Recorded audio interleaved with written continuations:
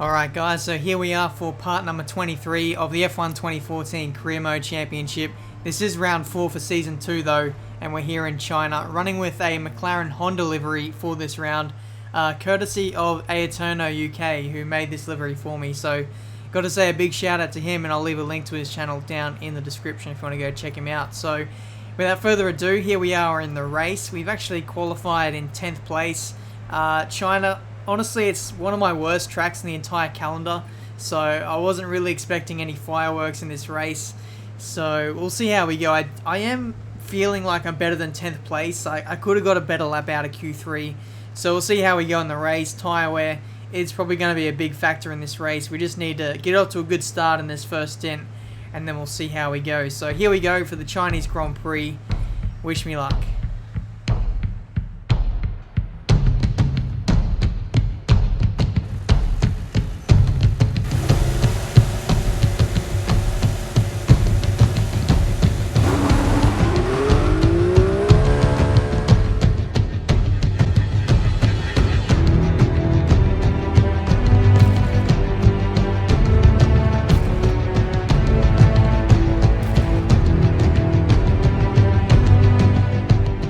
So here we are in China. This is honestly my worst track on the entire calendar. We're starting down the order. The only way we can move is forward in this race. 5 red lights and away we go here in China. Looks like the field has got off to a fairly decent start, and us though, looks like we're going to maintain position now as we got Bottas right behind us in P11. Look at everyone going defensive now into turn 1. We'll see if we can't pick up a few places as a few cars going slowly. Someone has lost their front left end plate, so someone might be coming into the pits at the end of this lap, possibly as we go up the inside of a Ferrari and get past Ricciardo. We're just smashing through this field right now. Look at the AI just going so slow. Codemasters, you really need to fix this up for F1 2015. But either way, we've moved ourselves up into P4, P3 now, almost P2, as Rosberg leaves the door open for us to slide in through there, and now we're into P2 now. So I'm not too sure whether that was a really good start from us or whether the AI was just going so slow there. Somebody lost their front wing, I think, and yeah, we just sort of avoided everyone. We managed not to make contact with anyone, so I guess it's a bit of both really. Us, you know, getting off to a really good start, and the AI, I guess, going a little bit tentative through the first couple of corners. They definitely need to be a little bit more, I guess, defensive in the first couple of corners. But either way, it's already lap 7 here in this race. We've got Sebastian Vettel now on the attack, trying to get P2 back as we come through this back straight here. And on merit, on straight line speed alone, I think we're actually faster than the Red Bull, but with the DRS, it really keeps Vettel in the game here as we're going side by side now, almost for a half a lap now. We can see Vettel getting really nice traction off the penultimate corner and heading into the final corner. Vettel is now taking P2 now, so we're going to use DRS to get back past Vettel, maybe into turn 1, put it up into fast, and go back up the inside. It's a very risky spot here, very easy to run out wide and onto the grass and maybe even into the gravel trap, but we get the move done and back up into position 2. Now on the very next lap, we can see we're coming in for our first of 2 pit stops, or is it 3 pit stops? Yeah, I think it's a 2-stop this race. What am I saying? So we'll be going on to the prime tyres for this second stint. I believe the AI are actually going to go onto the options again. So for whatever reason, the AI love to go onto the options for the middle part of the stint every time. So that makes this middle part of the race always a very challenging stanza of the race for me. If the AI can jump me in the pit stops, then they're pretty much, you know, they pretty much won their position, so to speak. But if they're caught behind me, then it's game on really. So we'll see what happens. Vettel has rejoined behind us. As we saw just a few seconds ago, someone has lost their front wing. The entire front wing was scattered all over the hairpin, and I'm just wondering if it's Lewis Hamilton's, because he was catching up to a big group of cars who hadn't stopped yet. But as we can see, rejoining on the track, Hamilton is unfortunately still in the lead here, so looks like he'll probably run away with his race as we have a safety car here on lap 10. It's taken almost a whole lap for the stewards to reply to this, and now we have a safety car here, so this could well and truly bring us back into the game for this race. Getting ready to receive someone in the Mercedes garage. Looks like Hamilton will be stopping within the next few laps. Well, that is very interesting. Hamilton to pit in the next couple of laps. So because he was on the option tyres for this middle part of the race, his scheduled pit stop is only a couple of laps away. So we could see us in the lead of this race and almost with a pit stops lead over the entire field. However, we still need to make another pit stop as well. So if this plays out the way I think it will, Hamilton will stop in maybe 2 or 3 laps time, and then he'll rejoin in a lot of traffic, because there are some cars who are on the prime stint for this middle stint like I am. So fingers crossed we could see that happen to Hamilton, and we could potentially get our first win of the season here. Lap 17, I think it's the moment of truth now. Hamilton is now coming in for his pit stop now, but I think Mercedes have left him out an extra 5 laps because they realized that Hamilton would have rejoined in a lot of traffic. So they've played a really smart strategy game here, and now we can see myself and Button are now first and second on the timing boards there, and that was a bit of a moment to savor there for McLaren, who unfortunately are essentially a midfield team this year. So yeah, just a nice little moment there I thought I'd include in the video. But now lap 22, this is our final stop of the race. Unfortunately, Hamilton has already rejoined in front of us due to the massive lead that he built out by staying out the extra 5 laps. So essentially Hamilton has already won this race. P2, it's still up for grabs though, as Alonso rejoined in front of us. He got a massive undercut though as we got up the inside of him there into turn 1. But we've run out wide there, and now Alonso is going to try and go back up the inside through turns 3 and 4 now. We've got the inside, and I think we might just about hold the inside line. Oh, not the inside line, but P2 now. But Alonso gets better traction off turn 3, and now he's taking the place back. So it's a bit of a yo-yo effect here between myself and Alonso. Can we get back up the inside there? No, we can't. I just don't have the, I guess, the confidence under brakes at the moment. I had a little bit of marbles and stuff on the tyres, so wasn't entirely confident in pushing there. But now we can see on the back straight, we got DRS now. We're going to fly past Alonso and back up into P2. There's only 2 or 3 laps left in this race now as we almost lock up there through the hairpin. And the tyres are really starting to go off now. Even though it's the final stint, it's just very hard to manage the tyre wear, especially with all the marbles laying on the track at the moment. But now we can see penultimate lap. Alonso actually brakes early there, and Vettel goes straight into the back of him, and they're both out of this race here for the Chinese Grand Prix. And you know what that means? Jenson Button is now into P3 now, because he was in 5th place at the time. And now we could see a McLaren double podium, but no! Nico Rosberg in 3rd place has overtaken him on the final DRS straight on the final lap. So unfortunately, it's not going to be a McLaren double podium for now. We just came so tantalizingly close. But us though, it's a very good moment for us. We're going to come home in 2nd, and that's our first podium of the season.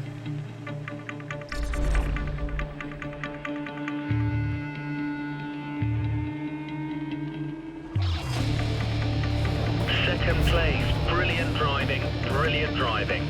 Are you serious? We came so close to getting a double podium for McLaren. Nico Rosberg just spoils the party there in the final seconds of the Grand Prix. We've come home in 2nd though. It's our best result of the season. Lewis Hamilton won the race. He just had sublime pace throughout the whole race. And then even after the safety car, he was able to build out an 18-second lead. Man, that guy is OP this year. We got a lot of DNFers in this race, including Vettel and Alonso, who crashed on the penultimate lap. I can't believe they did that. They just threw away a bunch of points in the championship, and now we're up into P2 in the standings by only 1 point over Kimi Räikkönen. So the battle from 2nd all the way to about 5th is so close at the moment. One bad race, and then you're at the bottom of the queue pretty much. So constructors standings, McLaren is 4th so far, with Ferrari only 1 point clear of us in 3rd place. And that's because both Ferraris didn't manage to score a whole point in this entire race. So very, very interesting standings at the moment, both in the drivers and the constructors. It's starting to look much better for us in both of those championships. So that's been episode number 4 of the F1 2014 Career Mode Championship. I'll see you guys in about 10 seconds for episode number 5 in Spain. See you then.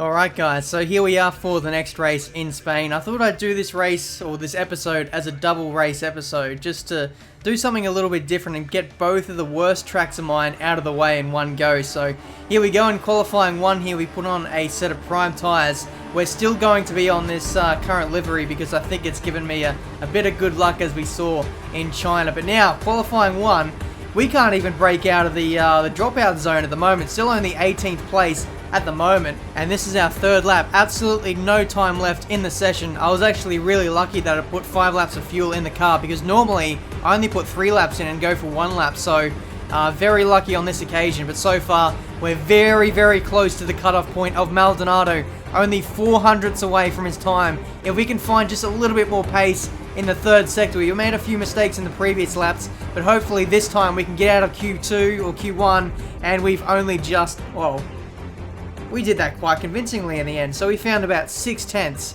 in that final sector, so fairly convincingly getting out of the session there, but we really didn't make it easy for ourselves there. But unfortunately, this is the results of Q2, and on option tyres we really didn't have the pace. Neither did Jensen. He didn't make Q3 either, so Jensen, I guess, is the yardstick for my performance, and unfortunately we haven't really been able to get anything more out of the car, because simply this car doesn't exactly suit the high downforce tracks. So, bit unfortunate, but here we are on the grid for the Spanish Grand Prix here. Round number 5. Hopefully we can carve through this field and maybe score a few points in this Grand Prix, and away we go here in Spain. As per usual, the start has been pretty average, and that's probably what you'd expect on a low grip surface like here in Spain. But we get jumped by Daniel Kvyat, and now a force in. No, that's Adrian Sutil, and that demotes us down into 14th place. But Kvyat braking early there, and now we'll try and pick our way through the field if we can. Up into 10th place so far, going side by side there with Sutil, I think it was, or might have been Massa. So maintaining 10th place for now. We'll try and pick up a few more places as a few cars are going side by side through here to turn 4, going up the middle of the 2 Force India cars, and literally there was absolutely no more room than what there was there. If the 2 Force Indias were any closer, I would have lost damage for sure. But either way, we've moved up a couple more places up into P8. We can see Lewis Hamilton there in P5 now, so he's had a pretty dreadful start as Bottas breaks early there, and that promotes us up into P6. But Alonso trying to hang it around the outside. It turns to the inside now for turn 9, and we maintain P6 for now. So, very intense start so far. We picked up a lot of positions. There's only 19 runners in the Grand Prix now. On lap 6, we're going up the inside of Hamilton, who I believe is fuel saving at the moment, according to my engineer. But we get the move done into turn 1, and now we're into P5. I think we have a bit of decent race pace here in this Grand Prix, so that's fairly encouraging. We were able to keep Hamilton behind for this first stint, so that was very encouraging. Now as we come on to the middle part of the race, we're going to go on to the primes as always. Sometimes the AI, as I mentioned in the previous race, they're probably going to go onto the option tyres for this next stint, so it might make it a little bit challenging, but I think Hamilton is actually on the primes through this stint, so we'll see what his pace is like. We actually got jumped by Hamilton while I was talking in the pits there, so that's a bit unfortunate. A longer pit stop, and we might get jumped by a few cars who stop on the next lap. Hamilton brake checking us there just about through turn 1.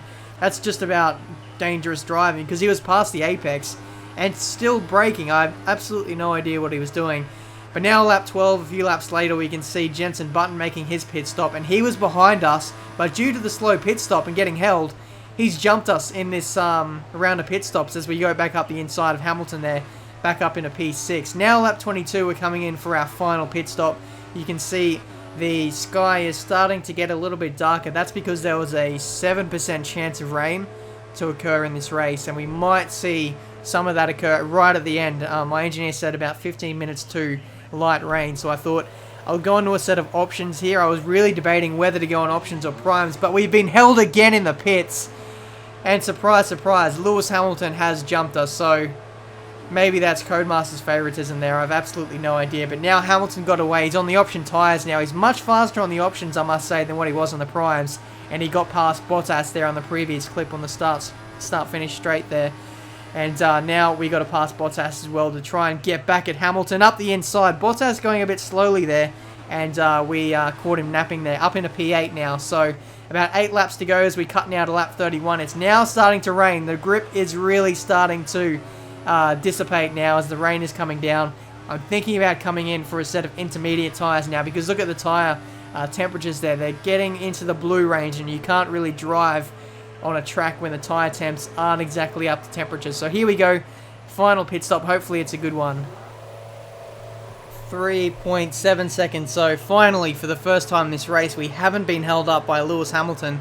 and I guess that's a miracle in itself. But now there's only 2 laps to go in this race. I think we're the only one on intermediate tyres at the moment, so as each passing second passes, these guys are going to continually get slower and slower. As you can see, Grosjean getting held up by a back marker there, and he was easy picking so far. But there's a big gap to a lot of the cars in front of me, and unfortunately, the track didn't get wet enough in time for me to really catch anyone, apart from Alonso now as we go through turn 9. He's going fairly slowly on his prime tyres. We'll try and go around the outside into this third sector. He's on the option tyres, my bad. Sebastian Vettel has won this race. It's his second race win of the season, so he's going to do himself really good in the Drivers' Championship.